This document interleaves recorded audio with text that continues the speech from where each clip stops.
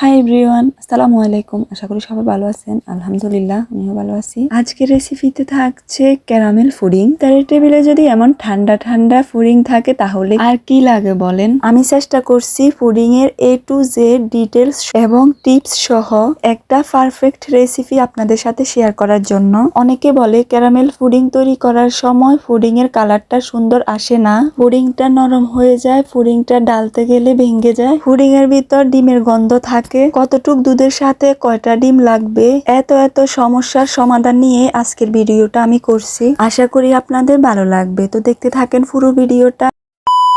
Pudding তৈরি করার জন্য চুলায় একটা পাত্র বসিয়ে দিছি। পাত্রের ভিতর আমি 1 কেজি পরিমাণ লিকুইড দুধ দিয়ে দিচ্ছি। দুধের ভিতর বলক আসা পর্যন্ত অপেক্ষা করতে হবে। বলক চলে আসলে এভাবে নেড়ে ছেড়ে মিশিয়ে নিতে হবে। দুধটার ভিতর যখন বলক চলে আসবে অবশ্যই চুলার আঁচটা কমিয়ে দিতে হবে। 1 কেজি দুধের পরিমাণ যখন দেখবেন অর্ধেক হয়ে গেছে, মানে আধা কেজি পরিমাণের মতো হয়ে গেছে, তখনই কিন্তু দুধটা নামিয়ে রেখে দিবেন। আমি এখানে দুধটাকে জাল দিয়ে 1 কেজি দুধের পরিমাণ থেকে আধা কেজি করে নিয়েছি ঘন করে। তবে আপনারা যদি মনে করেন এতটা ঘন করবেন না, তাহলে 3 ভাগের 1 ভাগ কমিয়ে নিতে পারেন।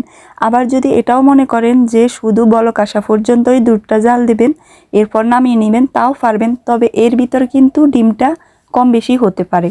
আমি যখন ডিমটা ব্যবহার করব তখন আপনাদের বলে দেব কতটুক দুধের ভিতর কয়টা ডিম লাগবে। তবে দুধটা ঘন করে পুডিংটা তৈরি করলে পুডিংটা বেশি ভালো লাগে খেতে। এখন আমি দুধটা নামিয়ে রেখে দেব ঠান্ডা হওয়া পর্যন্ত।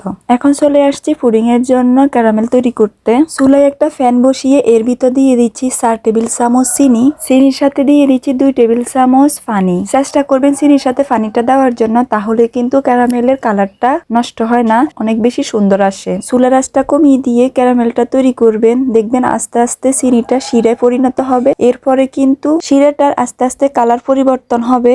দেখেন আমি অনেকক্ষণ নাড়ার পরে এভাবে সুন্দর একটা কালার আসছে। ক্যারামেলটা তৈরি করার সময় ধৈর্য সহকারে তৈরি করবেন। এটা তৈরি করতে 4-5 মিনিট সময় লাগবে। এটা আরো একটু ঘন হবে আস্তে আস্তে। দেখবেন যখন আপনার পছন্দের ক্যারামেলের কালারটা চলে আসবে তখন কিন্তু চুলা থেকে নামিয়ে রেখে দেবেন। তা না হলে কিন্তু যে ফ্যানে আপনি ক্যারামেলটা তৈরি করবেন ওই ফ্যানের গরমে ক্যারামেলটা ফুড়ে যেতে পারে। যেহেতু আমি একটা টিফিন বক্সের ভিতর পুডিংটা তৈরি করব, তাই আগেই ক্যারামেলটা টিফিন বক্সটার ভিতর ঢেলে নিয়ে এভাবে একটা শেপ করে নিচ্ছি। আপনারাও যে বক্সে পুডিংটা তৈরি করবেন ওই বক্সেই চুলা থেকে নামিয়ে তাড়াতাড়ি এখানে দিয়ে দিবেন, তা না হলে কিন্তু এটা পাত্রের ভিতর বসে যেতে পারে। ক্যারামেলটা আমি টিফিন বক্সের ভিতর খুব সুন্দরভাবে সেট করে নিয়ে এক পাশ দিয়ে রেখে দেব। এখন চলে যাব পুডিং এর ব্যাটারটা তৈরি করার জন্য। এখানে আমি আধা কেজি দুধের জন্য 3টা ডিম নিয়ে নিচ্ছি। আপনাদের দুধের পরিমাণটা যদি আধা কেজি হয়, মানে 1 কেজির হাফ হয়, তাহলে 3টা ডিম দিবেন, এর বেশি লাগবে না। আমি একটা মিক্সিং বলে 3টা ডিম এভাবে ভেঙে নিচ্ছি। এর ভিতর দিয়ে দিচ্ছি 1 টেবিল চামচ ভ্যানিলা এসেন্স। এটা দেওয়ার কারণ হচ্ছে পুডিংটা খাওয়ার সময় যে ডিমের গন্ধটা থাকে এটা দূর হওয়ার জন্য।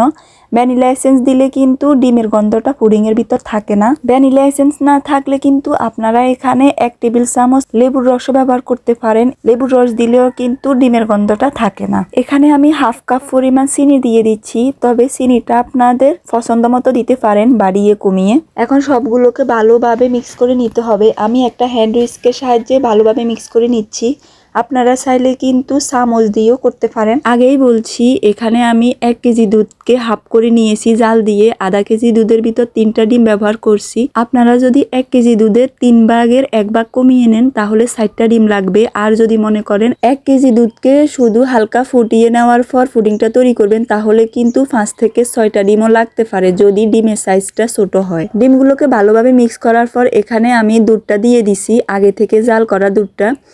এখন দুধের সাথে ডিমটাকেও এভাবে ভালোভাবে মিশিয়ে নিতে হবে। আমি ডিমের পরিমাণটা আপনাদেরকে বলে দিলাম, কতটুক দুধের সাথে কয়টা ডিম লাগবে। এভাবে তৈরি করলে কিন্তু আপনার পুডিংটা ভেঙে যাবে না। দুধ আর ডিমের মিশ্রণটা একদম রেডি। অবশ্যই দুধটা ঠান্ডা করে ডিমটার সাথে মিক্স করে নিতে হবে। আগে থেকে ক্যারামেল তৈরি করে যে বক্সে রেখে দিয়েছিলাম ওই বক্সেই আমি দুধটা দিয়ে দেব পুডিংটা তৈরি করার জন্য।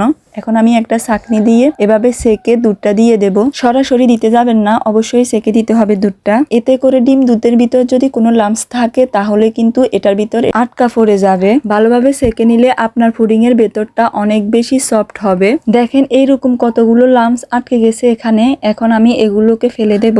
এখন আমি সরাসরি চলে যাব চুলায় পুডিংটা তৈরি করার জন্য। এখানে একটা পাত্র বসিয়ে দিছি, এর ভিতরে একটা স্ট্যাং দিয়ে দিছি। এরকম স্ট্যাং যদি আপনাদের বাসায় না থাকে তাহলে নিচ দিয়ে একটা টাওয়াল বা ছোট কোনো কাপড়ের টুকরাও দিয়ে দিতে পারেন। কাপড়টা দিয়ে এর উপরেই কিন্তু বাটিটা রাখবেন। এই টিফিন বক্সটা যেহেতু কোনো ঢাকনা নাই, আর তার জন্য আমি এখানে উপর থেকে একটা ঢাকনা দিয়ে দিছি। আপনারা ঢাকনালা বক্স দিয়েই কিন্তু পুডিংটা তৈরি করবেন। উপর থেকে ঢাকনাটা দিয়ে দিলে তাহলে পুডিংটা তাড়াতাড়ি হয়ে যায়। এখন আমি পাত্রের ভিতর পানি দিয়ে দিচ্ছি।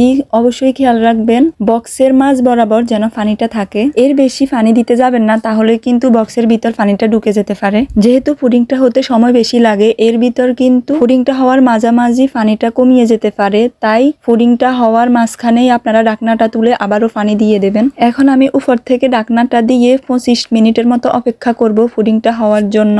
দেখেন আমি আগেই বলছি পুডিংটা হওয়ার মাঝামাঝি সময় পানিটা কমে যেতে পারে। এখানে পুডিংটা আমি চুলায় বসিয়েছি 10 থেকে 12 মিনিট হয়েছে। পুডিংটা প্রায় হয়ে আসছে। আরো 10-12 মিনিট পরে কিন্তু পুডিংটা একেবারে পারফেক্ট ভাবে হয়ে যাবে। যেহেতু পানি কমে গেছে তাই আমি আবারও পানি দিয়ে দিছি। পানিটা দেওয়ার পরে আবারও ঢাকনা দিয়ে ঢেকে দেব 10 থেকে 12 মিনিট পর্যন্ত। পুডিংটা হতে আমার সময় লাগছে মোট 25 থেকে 26 মিনিট। এখন আমি একটা কাঠি দিয়ে চেক করে নিচ্ছি সুন্দরভাবে হয়েছে কিনা, আপনাদেরকেও দেখাচ্ছি। এই যে কাঠি দিয়ে আমি চেক করতেছি, আপনারাও এমন একটা কাঠি দিয়ে চেক করবেন। কাঠির গায়ে যদি কোনো আঠালো ভাব লেগে থাকে তাহলে বুঝবেন যে পুডিংটা এখনো হয় নাই। যখন একদম ফ্রেশ আসবে তাহলে বুঝবেন পুডিংটা একদম পারফেক্ট ভাবে হয়ে গেছে। পুডিংটা চুলা থেকে নামিয়ে ঠান্ডা করে আমি ফ্রিজে রেখেছিলাম 1 থেকে 2 ঘন্টা। আপনাদের হাতে সময় থাকলে 3-4 ঘন্টাও রাখতে পারেন, তাহলে কিন্তু আরো বেশি ভালো হয়। হালকা হাতে এভাবে পুডিং চারপাশটা চাকু দিয়ে ছাড়িয়ে নিতে হবে।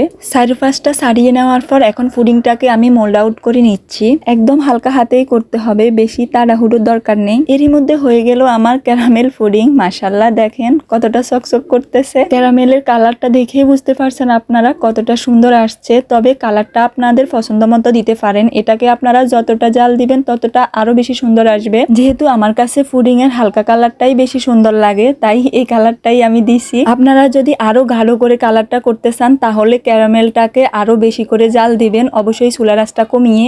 দেখেন পুডিং এর মাঝ বরাবরটা কতটা সুন্দর আসছে।